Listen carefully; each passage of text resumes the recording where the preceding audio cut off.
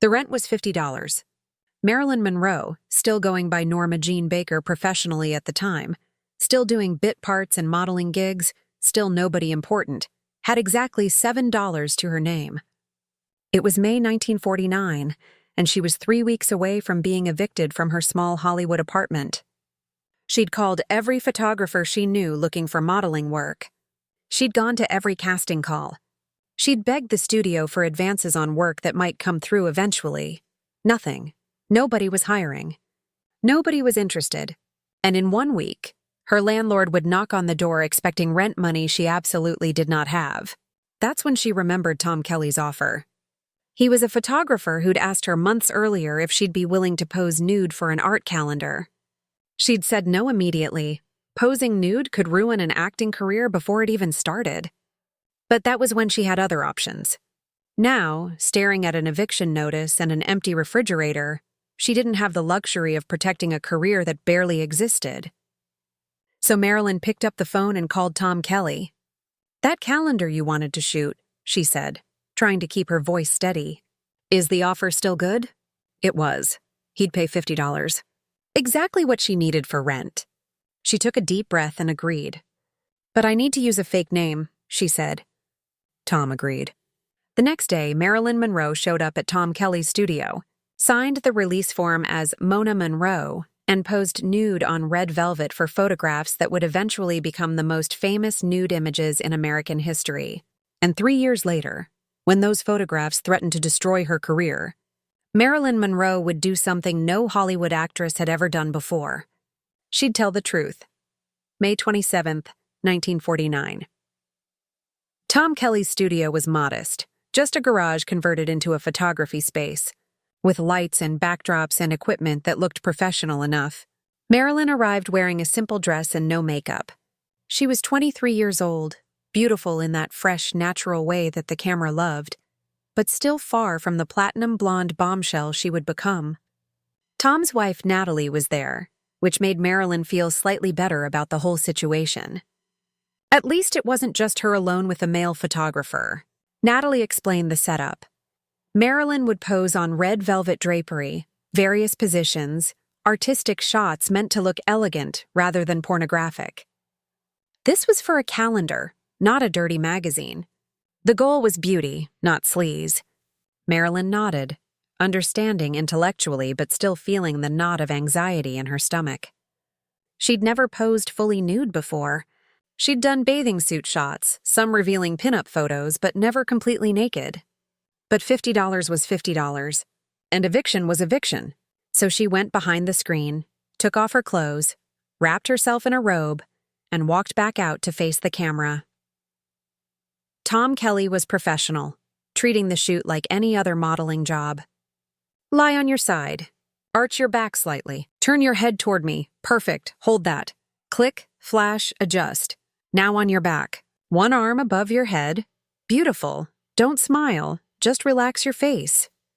Think about something peaceful. Click, flash." The red velvet was soft under her skin. The lights were hot. And Marilyn Monroe did what she'd been learning to do for the past few years. She became whoever the camera needed her to be. She pushed away the shame, the fear, the voice in her head saying this was a mistake. She focused on the fact that this would keep her housed for another month. That this would buy her time to find real work. That survival sometimes required doing things you'd rather not do. The shoot took about 2 hours. When it was over, Tom handed her $50 in cash. Marilyn signed the release form, Mona Monroe, thanked them both, and left. She paid her rent the next day. And then she tried very hard to forget the whole thing had ever happened. For 3 years, that strategy worked perfectly. The calendar was published by a small company called Western Lithograph Company under the title Golden Dreams. It sold moderately well in bars, gas stations, and barber shops, the kind of mildly risque calendar that men would buy and hang in garages or workshops. The model was anonymous, just a beautiful blonde woman on red velvet. Nobody knew it was Marilyn Monroe, and Marilyn, who by 1952 had changed her stage name, dyed her hair platinum blonde, and was building a real career at 20th Century Fox, certainly wasn't volunteering the information. She'd appeared in several films, was getting noticed, was starting to be considered a rising star. The nude calendar was her secret, buried in the past, something she hoped would never resurface. But secrets in Hollywood never stay buried. March 1952. A fan recognized Marilyn in the calendar. Or maybe it was someone who'd heard rumors. The story isn't entirely clear on who made the connection first. But somehow, word got to a gossip columnist that the anonymous model in Golden Dreams, the nude calendar that was now quite popular, was actually Marilyn Monroe, contract player at 20th Century Fox. The columnist started asking questions. The studio got wind of it, and panic ensued. Because in 1952, a nude scandal could absolutely destroy an actress's career. The Hollywood moral clauses in contracts were strict. Studios had carefully crafted public images to protect. Marilyn Monroe was being built as the girl next door, the sweet blonde with the breathy voice and innocent appeal. Finding out she'd posed nude? That could ruin everything. The studio executives called Marilyn into a meeting. The studio's advice was clear and unanimous. Deny everything. Say it's not you. The photos were from 1949, before she was blonde, before she was famous. She could claim it was someone else. Or if she couldn't deny it completely, she should refuse to comment. Say nothing. Let the studio's publicity department handle it. They would issue a statement. They would threaten legal action against anyone who claimed it was her. They would make the story go away. That's how scandals were handled in Hollywood, with denial, legal threats, and carefully controlled publicity. What they absolutely did not want was for Marilyn to admit it. Because admission was confirmation, and confirmation would mean they'd have to deal with the fallout, moral outrage, censorship boards, the possibility that theaters wouldn't show her films. The safest play was denial. Marilyn listened to all of this, and then she said something that shocked everyone in the room. "No, I'm going to tell the truth." The executives were horrified. Her agent was frantic. Everyone tried to talk her out of it. But Marilyn had thought it through. She understood something that the studio executives, with all their experience and power, didn't understand. The story was going to come out regardless. Denying it would make her look like a liar when proof eventually surfaced. Refusing to comment would make her look ashamed. But owning it, telling the truth about why she'd posed nude, that was the only move that gave her any control over the narrative. So against everyone's advice, Marilyn Monroe called a press conference. Wait until you hear what she said, because this moment of brutal honesty would change everything about how Hollywood handled scandals and how America saw Marilyn Monroe. The press conference was packed. Reporters expected her to deny, to dodge, to hide behind carefully worded non-answers. Instead, Marilyn Monroe looked straight at the cameras and said, "Yes, I posed for that calendar. In 1949, I was broke and needed $50 for rent. Have you ever been hungry? I have. I took that job because I needed the money, and I'm not ashamed of it." The room went silent. This was not how actresses responded to nude photo scandals. You were supposed to be mortified, apologetic, desperate to distance yourself from past mistakes. You were supposed to beg for forgiveness and promise you'd changed. Instead, Marilyn was owning it completely, framing it not as a shameful mistake but as a survival necessity. And then she added the line that would seal her genius. "I was told I should deny it, but I don't think I should lie. The photographs are beautiful. I was hungry. Beautiful." She called the nude photographs beautiful. Not shameful. Not regrettable. Beautiful. The reporters were stunned.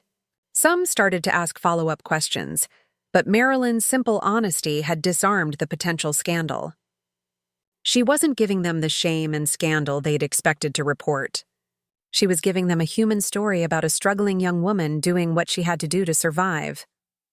And America, reading about it the next day, responded exactly as Marilyn had gambled they would, with sympathy rather than condemnation. The headlines weren't "Marilyn Monroe's shameful past exposed." They were "Marilyn Monroe, I was hungry." The story became not about a nude scandal, but about an underdog who'd done what she needed to do to make it in Hollywood. The calendar sales exploded. Instead of destroying her career, the scandal made her more famous, more relatable, more human than any studio-crafted publicity could have achieved. The genius of Marilyn's response was that she'd reframed the entire narrative. In the 1950s, women who posed nude were supposed to be ashamed, to hide, to apologize for their sexuality. But Marilyn refused that script. She didn't apologize for her body. She didn't apologize for surviving. She turned what should have been a career-ending scandal into a story about resilience and honesty that made her even more beloved. The studio executives who'd wanted her to deny everything had to admit, her way had worked better than theirs. And Hollywood learned a lesson that day about the power of controlling your own narrative. Even, especially, when the narrative involves things you're supposed to be ashamed of. But the story doesn't end with Marilyn's triumphant press conference, because the calendar scandal had deeper implications than just one actress's career. It represented a shift in how America thought about female sexuality, about economic desperation, about the difference between exploitation and survival. When Marilyn said, "I was hungry," she was making visible something that Hollywood worked very hard to keep invisible. That actresses, even beautiful ones, were often broke. That the glamorous exterior of show business hid real poverty and real struggle. That women sometimes had to make impossible choices between dignity and survival. And that maybe, just maybe, those choices weren't shameful if the system itself was set up to put women in impossible positions. The calendar itself became iconic. Golden Dreams sold millions of copies. The image of Marilyn on red velvet became one of the most recognizable photographs of the 20th century.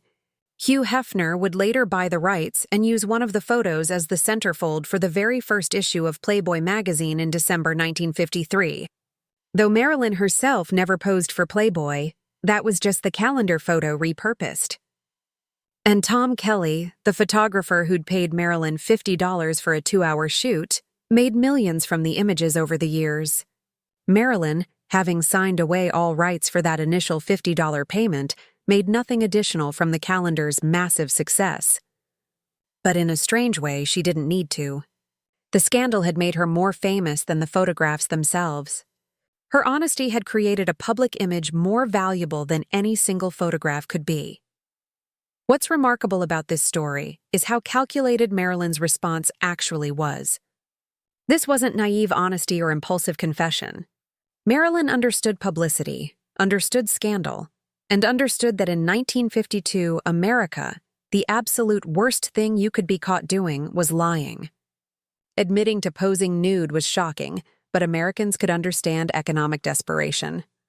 What they couldn't forgive was hypocrisy and deception. So Marilyn chose honesty strategically, knowing it was the only path that let her control how the story was told. She beat the scandal by refusing to treat it as scandalous. She acknowledged the photos, explained the context, refused to be ashamed, and moved on. It was a masterclass in crisis management that public relations professionals still study today. But there's a darker layer to this story that's worth examining. Because while Marilyn's handling of the scandal was brilliant, the fact that she had to handle it at all reveals something troubling about how Hollywood worked. She'd been desperate enough in 1949 to pose nude for $50. That's not a lot of money even in 1949. It's the equivalent of maybe $500 today. The fact that she needed it that badly, that she didn't have anyone to loan her rent money, that posing nude was her only option. That speaks to how precarious life was for young actresses trying to break into the industry. They were expected to look glamorous, to be available for auditions and photo shoots, to maintain certain standards of beauty and fashion. But they weren't paid enough to actually live. The system created desperation and then judged women for the desperate choices they made. Tom Kelly, the photographer, later said in interviews that he felt bad about how little he'd paid Marilyn and how much money he'd made from her images. But that guilt didn't translate into actually compensating her fairly. The contract she'd signed gave him all rights to the photos. Legally, he didn't owe her anything. Morally, that's a different question. Marilyn never publicly complained about the payment discrepancy. She'd made her peace with it. She'd gotten what she needed at the time, $50 to survive another month. The fact that those photographs eventually became worth millions was just another example of how Hollywood economics worked. The people doing the labor rarely got the profits that their labor generated. The calendar scandal also revealed something important about Marilyn's intelligence. The studio executives who'd wanted her to deny everything weren't stupid. They were following conventional wisdom about how to handle scandals. But Marilyn saw what they didn't, that conventional wisdom was changing. That post-World War II America was becoming more sympathetic to stories of economic struggle. That honesty and vulnerability could be more powerful than careful image control. She read the cultural moment better than the supposed experts. And she had the courage to trust her own judgment against everyone else's advice. That takes not just intelligence, but confidence. The confidence to believe that your understanding of the situation is better than the collective wisdom of experienced Hollywood professionals. Years later, when interviewers would ask Marilyn about the calendar, she always spoke about it matter-of-factly. She never expressed regret. She never said she wished it hadn't happened. She'd say things like, "It was a job. I needed money. I'm glad I did it because it taught me something important about owning my choices."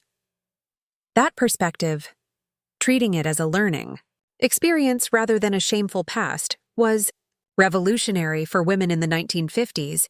You were supposed to be haunted by past mistakes. You were supposed to spend your life trying to live down anything that deviated from perfect propriety.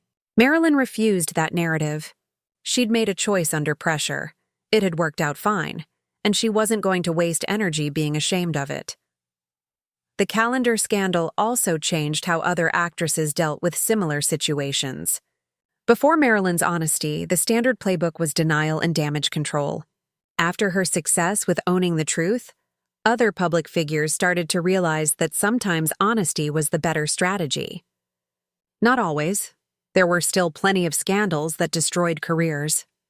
But Marilyn had proved that if you could reframe the narrative, if you could get ahead of the shame, if you could make the public understand your humanity rather than just judging your actions, you could survive and even thrive. It was a lesson in public relations that went far beyond Hollywood. There's also something powerful about the fact that Marilyn called the photographs beautiful. Because they were. The images Tom Kelly took weren't pornographic or vulgar. They were artistic, elegant, genuinely beautiful photographs of a beautiful woman. But in 1952, saying that out loud, acknowledging that nude photographs could be beautiful rather than automatically shameful, was radical. It suggested that maybe female nudity wasn't inherently wrong or degrading. Maybe context mattered. Maybe the difference between art and exploitation wasn't the nudity itself, but the circumstances and intent. Marilyn didn't articulate all of that in her press conference, but by simply refusing to be ashamed of photographs that were objectively beautiful, she planted those questions in the public consciousness. The studio executives who'd panicked about the scandal eventually had to acknowledge that Marilyn's instincts had been exactly right. The calendar revelation had made her more popular, not less. Ticket sales for her films went up. Fan mail increased. Magazine covers wanted her more than ever. What could have been a career-ending disaster had become a publicity bonanza, entirely because of how Marilyn had chosen to handle it. The executives learned a lesson. Sometimes the talent knows better than management. Sometimes unconventional responses work when conventional wisdom fails.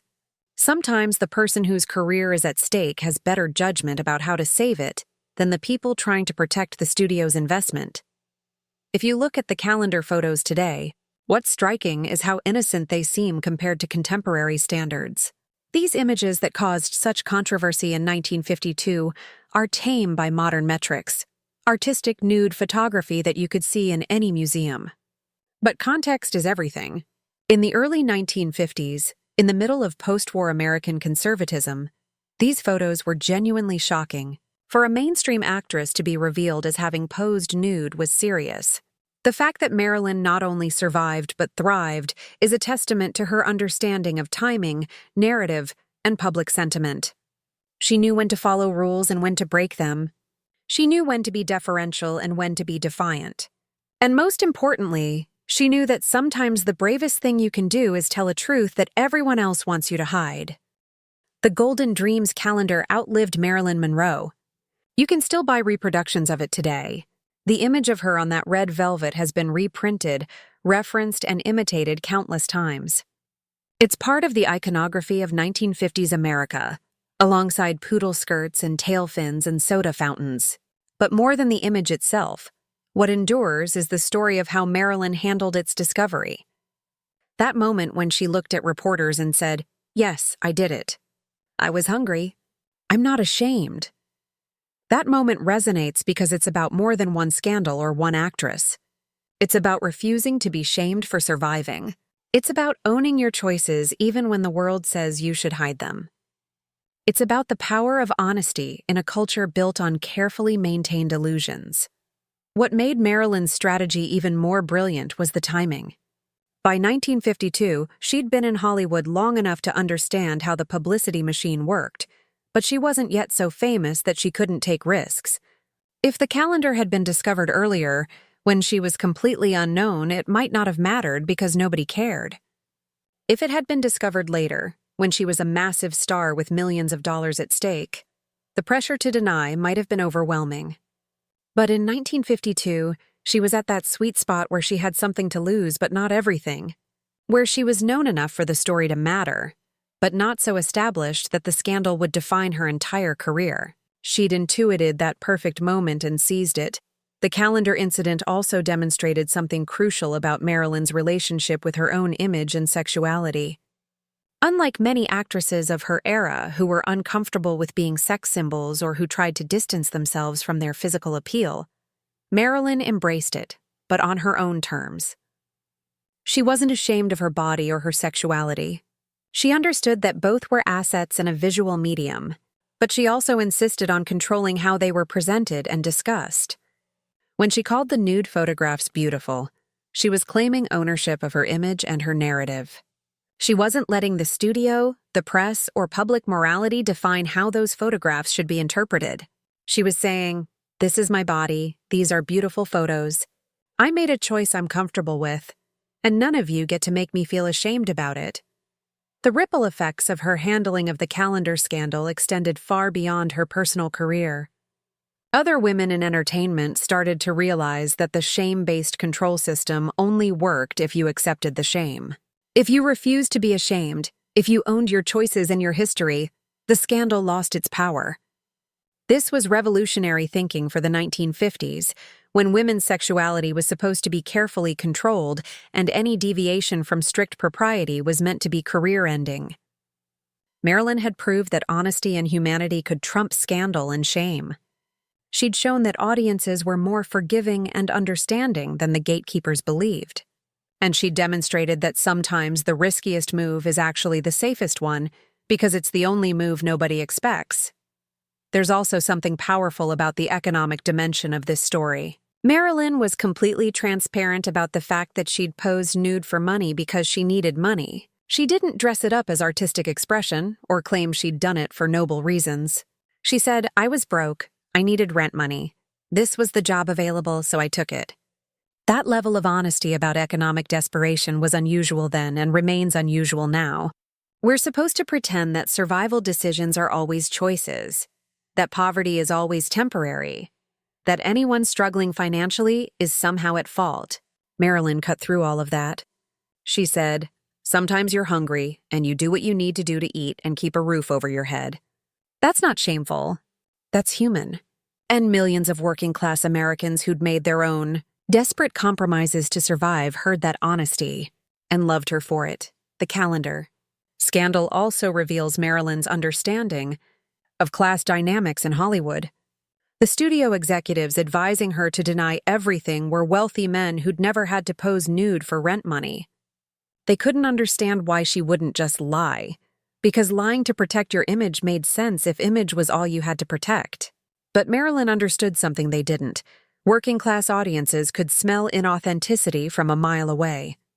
They knew what desperation looked like. They knew what survival required. If she'd denied the photos, or claimed they weren't her, working people would have seen her as just another Hollywood phony trying to hide her real past. By owning the truth, she stayed connected to the audience that had made her famous. regular people who saw her as one of them who'd made it, not as some untouchable star pretending to be perfect.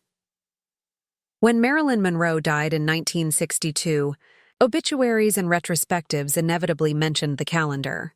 But they mentioned it not as a scandal, but as a triumph, the moment when she'd shown the intelligence and courage that would define her approach to fame.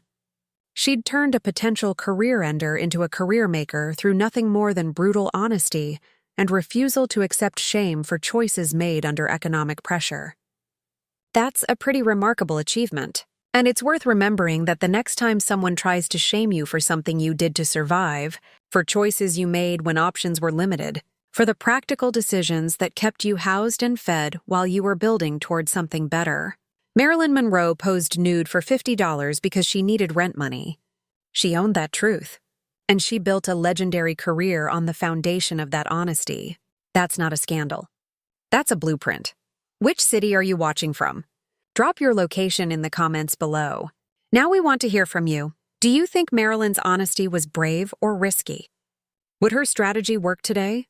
Have you ever had to make a difficult choice for survival that others might judge? Should people be shamed for doing what they must to survive? Share your thoughts in the comments.